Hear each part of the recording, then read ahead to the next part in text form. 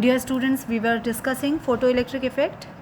So ejection of electron does not take place till the light which is falling on the surface of the alkali metal has threshold frequency, isn't it? So we had studied the example. So here you see this example, red light where nu equals to 4.3 to 4.6 into 10 raised to power 14 hertz of any brightness may shine on a piece of potassium metal for hours, but no photoelectrons are ejected. That means that light of all intensity and frequency are not able to eject electron from the surface of the alkali metals.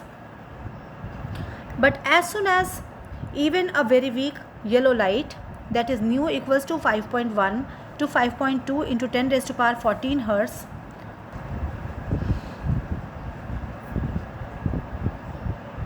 so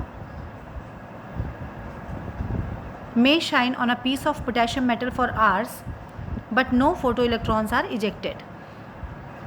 But as soon as a very weak yellow light shines on the potassium metal, the photoelectric effect is observed. So this clearly tells you, students, that photoelectric effect will not take place unless until the light of threshold frequency, the radiation of threshold frequency, is allowed to fall on the surface of alkali metal. Okay. The threshold frequency nu 0, you see what is the symbol for that? Nu 0 for potassium metal is 5 into 10 raised to power 14 hertz. Einstein was able to explain the photoelectric effect using Planck's quantum theory of electromagnetic radiation as a starting point, isn't it? Students, he received a Nobel Prize in 1921 for his explanation for photoelectric effect.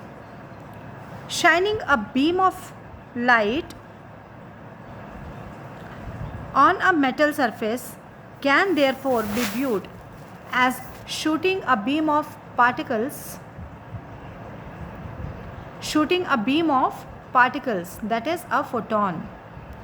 When a photon of sufficient energy strikes an electron in the atom of the metal, it transfers its energy instantaneously to the electron. Students, how clearly it is explained over here that whenever the photons fall on the metal surface, that heat is transferred to electron. Some heat is required to emit the electron, and rest of the heat is transferred to electron, and it is converted into kinetic energy, and with this heat only electron moves here and there.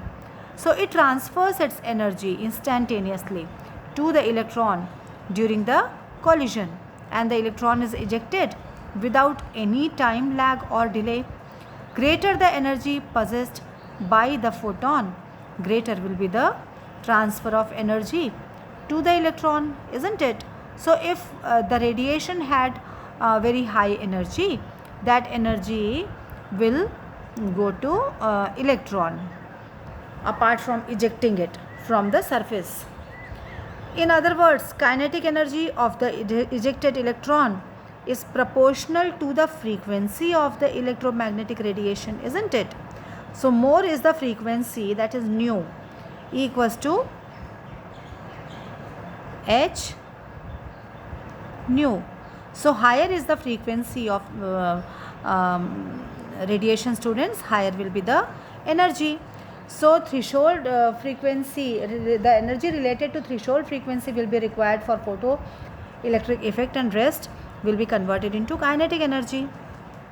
Since the striking photon has energy equal to h nu, and the minimum energy required to eject the electron is h nu naught, that is work function. इसे हम क्या कहते हैं students? इसे हम कहते हैं work function. Then the difference in energy h nu minus h nu naught is transferred as the kinetic energy of the photoelectron.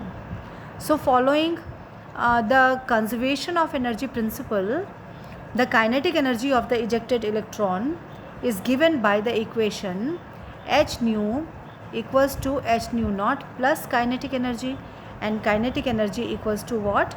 Half mv square, equals to half mv square,